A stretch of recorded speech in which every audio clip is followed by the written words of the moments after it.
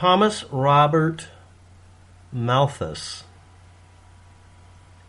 1798, Population Principle. An essay, a doomer essay, debunked by 1963, and in many, many ways debunked before and after. He lived in South England. He was a demographer, mathematician, economist, etc., and a professor at a particular college. He died in 1834. So he existed in essentially the 1700s. He wrote an essay in 1798, after the period of time the United States had gone through a revolution or whatever, after a lot of things had changed. And he was simply wrong about his essay. Not based on predictions and mathematical inaccuracies and blah, blah, blah, but by presumptions. A zero-sum game claim that people keep bringing up. Now, I want to point out something, that people will call you a Marxist, a Leninist, a communist, a socialist, whatever, if you contradict Ayn Rand or this guy or anybody that they champion, mostly because they don't look up what was said by the person. Now, I'm not looking all of it up either. I'm just looking up main predictions and why those predictions were or were not important to the person making them. Thomas may have decided that his predictions were simply offhand comments, or he might have decided these were the paramount components of his central idea. Please understand that this has been edited since then to make it fit the outcomes, which is expected in science, and also in predictions. You should alter your predictions. The trouble is people keep referring to the first issue, ignoring the updates. Population will double every 25 years. The world population on the day that thing was dumped was 0.8 billion people. If it doubled every 25 years, it would be over 200 billion currently, or over 100 billion, depending on how you look at the number for doubling. By the way, the word fold means to double something. People don't like hearing that, but that's actually what the word means. It's now 7.8 billion. Comparing that to the 0.8 billion, that's a doubling every 67 years. Now, part of his central thesis was that food production can't increase to match doublings. There's a crack the whip effect where if you double the population for a 20-year period of time or whatever, maximum, that population will then have to double its surface area and double its food production. Now, if you do things as plots, like a oversized American yard, God's little half acre for each person, or acre, literally an acre would be what would be used at the time, per person. If you're not aware of the surface area rule, if you double the surface area of a square, you've only increased its diameter one direction and then the other about 40%. Now, that does mean you're using double the surface area, but remember, it doesn't mean you have to make two identical plots of land. It just means that you increase it by making your border on each side increase 40%, 41%, something like that. Or you make it 20% each direction. That's not a lot of increase for every doubling of population every 60 years, which is what it was. And this is presuming you're using the least efficient way to do all this for producing foods in the 1790s, which was a farm.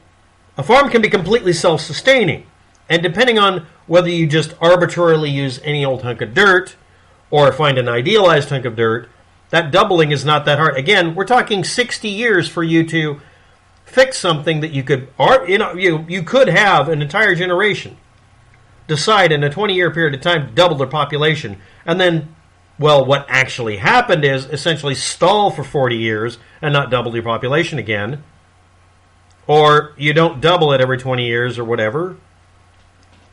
But he simply was wrong about that, because it didn't double, and because the food kept up, because since it didn't double every 25 years, it took much more than double that time for it to double. Unlike most animals, he was basing this on animal models. Humans use their minds to leverage or hack nature to their advantage, including animal husbandry, rather than just hunting and gathering.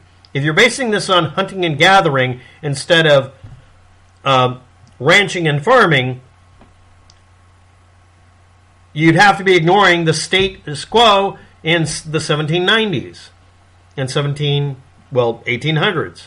By the time this book came out, it was 1800. That is not that damn long ago. So this is kind of a quizzical thing for someone to be citing this within a very short period of time.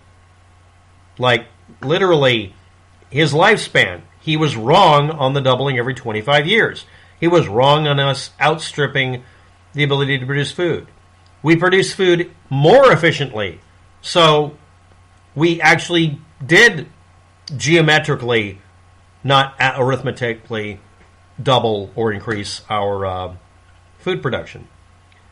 He ignored, discredited, or maybe was simply unaware of the extent of the living conditions improving for poor people, which was primarily one of his primary components of this, due to industrialization. The idea of making a central living area, not farming or ranching for everything, not hunting and gathering for everything, but literally using the modern Western society economic system, by the way, that was in place by then. We had this. This was in the middle of the Industrial Revolution, is he practically ignoring it. This meant that very poor people could be in what we would now call Skid Row or, a poverty area in the hood, but it's still a roof, four walls, and the ability for you to maybe, have a stove, keep it warm, earn a living.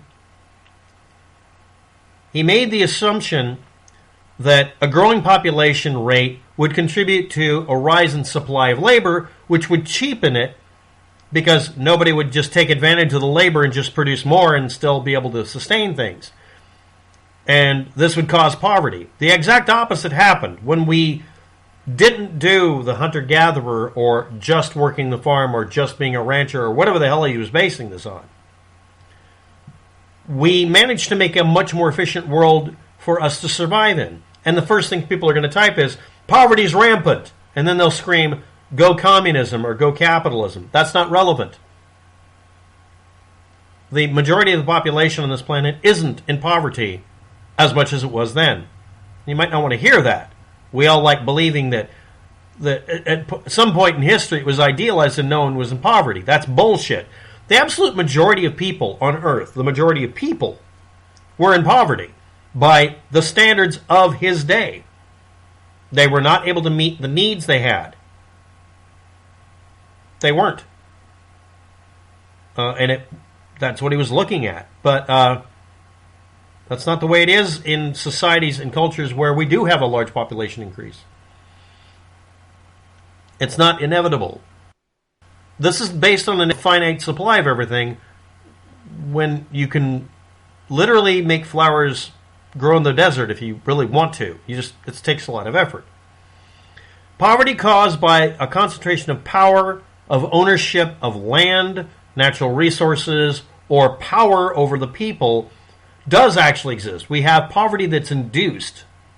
But even that's not the entire answer. No, Marxism, whatever ism you want to come up with, isn't solving any of these things, all right? We solve our own problems.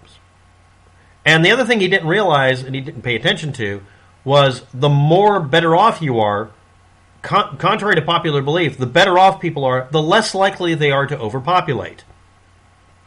In populations, overpopulate in quotes, in populations where your likelihood of dying before you turn 20 is very high, people have as many children as they can for two reasons. One, the death rate's too high for them, so they're trying to compensate. Number two, so that somebody will be there to take care of them when they're old. Extended multi-generational households were the rule of the day for poor people. Basing all of this, it seems, on animal models and an unsophisticated society that he might have been using as a reference or a model. But he ignored what was going on around him then, and within his lifespan did not correct it by saying the population won't double every 25 years and it's not geometric. I mean, it is geometric if you want to. You can see that it doubles every 67 years or something. That's not 25. He was predicting a horrible, apocalypse in the year 2020 or the year 2000 of 204 billion people or something crazy like that. It didn't happen. And I've seen this quote, a similar quote. By the year 2000, there'll be almost 200 billion people. No. Expanding a population leads to agricultural intensification and efficiency. We then go into agribusiness people. Development of more productive and less labor-intensive methods of farming. Mechanization.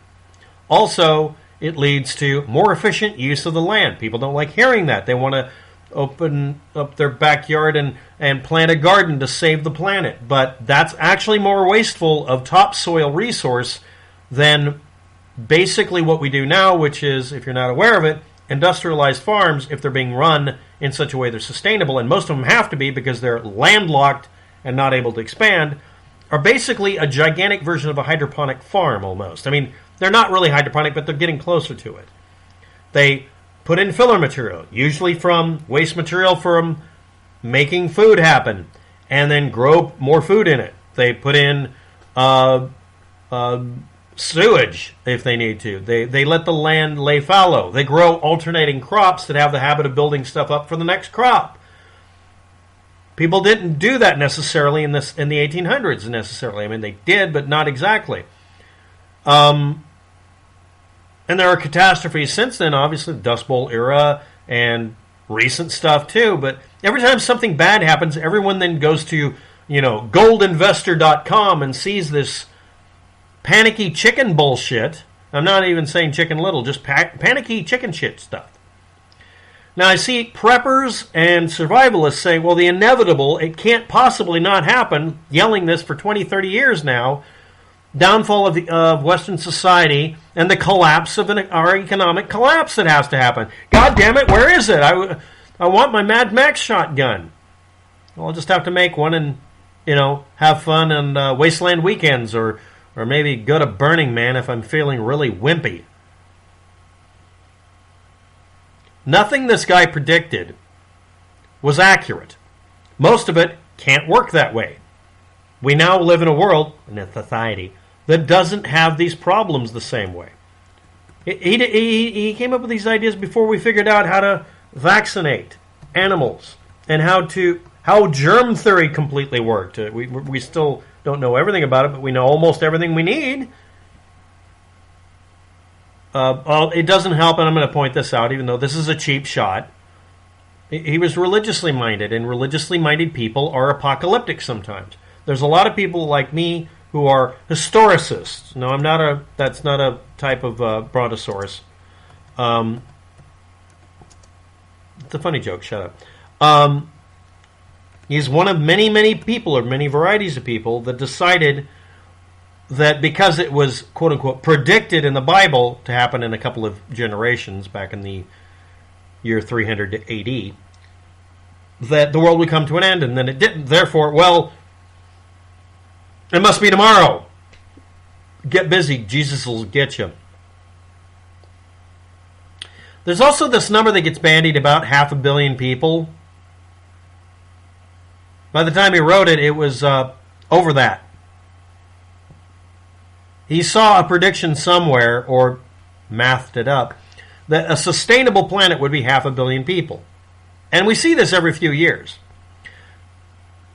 Now, I want to point out something. A lot of conservatives say, oh, we have unlimited resources. We'll always find oil, blah, blah, blah. And then they immediately flip a bitch and say, I'm worried about gold and how much it costs for 22 ammo. Oh, we have to have a population limit of 500 million somehow. Thomas Robert Malthus was wrong. He was wrong literally within his lifespan. That's it. Thanks for watching.